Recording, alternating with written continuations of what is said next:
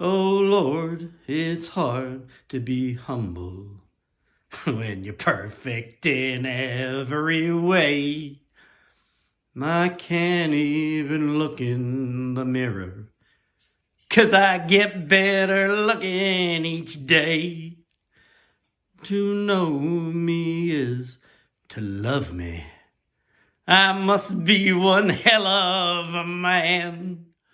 Oh Lord, it's hard to be humble, but I'm doing the best that I can. Ha ha!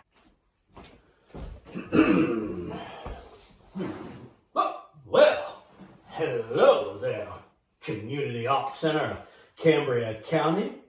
It's your old pal, Bud the Stud Davis. I haven't seen you since before the apocalypse. Oh, this whole thing's really eaten into my hobby, my sex life. All this social distancing is just keeping me from doing what I do best.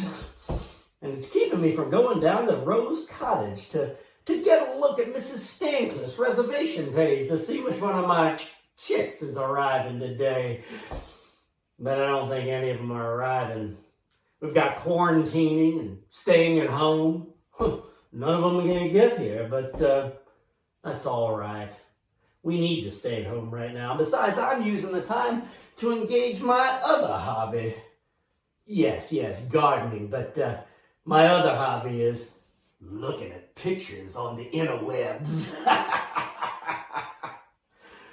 Yes, those pictures, but some other ones too. I like the kind of pictures where art meets history.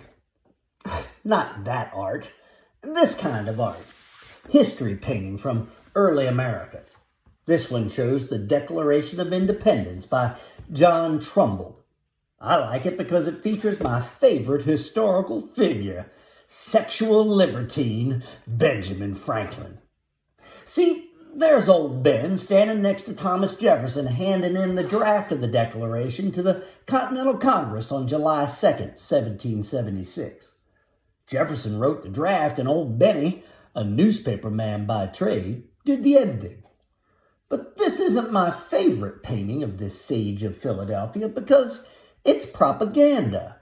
Trumbull shows all these dudes sitting around nodding in agreement, but 2 minutes before this moment, 20% of the Congress got up and walked out of the building. The revolution was messy. It certainly wasn't a consensual relationship.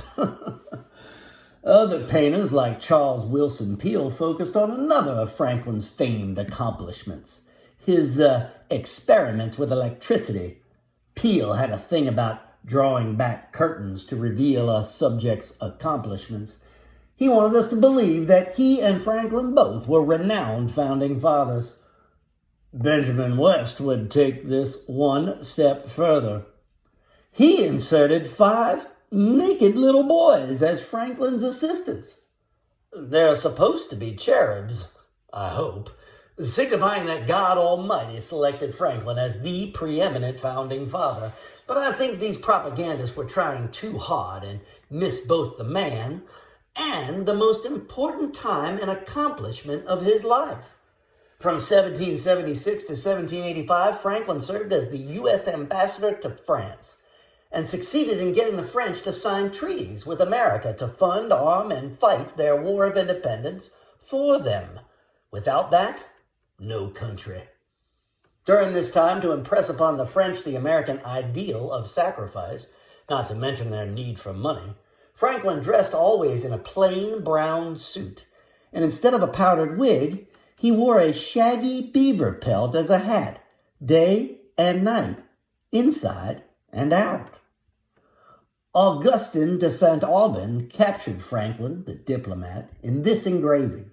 The pyramidical shape draws the eyes upward to Franklin's face, nearly consumed by that big beaver. St. Aubin captured Franklin the man just before his successful negotiation of the treaty with Louis XVI. Just before he left France, he sat for Joseph Siffred Duplessis. Like St. Aubin, Duplessis wanted to capture a man, not a myth, and he did so with this famous portrait. Franklin here was a man of 79 years, who in his 9 years of the court of Louis XVI had developed quite a reputation as a ladies' man. With his wife Deborah managing his business affairs back in Philly, old Benny spent his Paris nights out a-wenching, as he termed it. Not whoring, mind you. This is the same dude who taught us that a penny saved is a penny earned.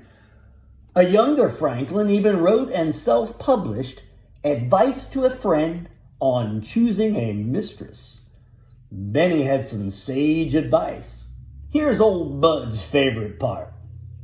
In the dark, all cats are gray, and it is impossible of two women to know an old from a young one. The pleasure of corporal enjoyment with an old woman is at least equal and frequently superior, every knack being by practice capable of improvement. You see, that's why this old tomcat heads over to Mrs. Stancliffe's bed and breakfast to find women of a certain age for companionship. When Ben returned from France, he took part in the drafting of the United States Constitution, captured here by John Trumbull. Back to myth-making. Fortunately for us, the Franklin image that has survived, the one that made it onto the money, is the one that reminds us of Franklin, the man, not the god, the scoundrel who won American independence. Well, that's enough of all that. Maybe in my next posting, I'll show you some video of my other hobby. Well, no, not that. I mean gardening. I can show you how to handle a hoe. Well, until next time, remember, wash your hands, don't pick your nose, don't congregate with other knuckleheads, and stay at home. The faster we do all that, the faster old Bud can get back to Rose Cottage and doing what he does best. See you next time. Oh Lord, it's hard to be humble when you're perfect in every way.